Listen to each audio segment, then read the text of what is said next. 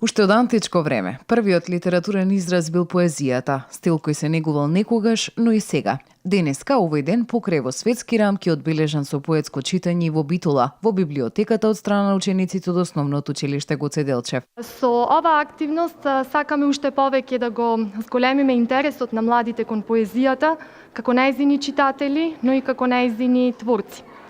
Поетите од целиот свет денес ги испраќаат своите пораки преку своите творби, а ние овде во Универзитетската библиотека ги испраќаме преку стиховите на нашите ученици. Младите знаат поетски да се изразат, што е и интенција на наставниците, но и библиотеката располага со богат фонд од овој литературен израз.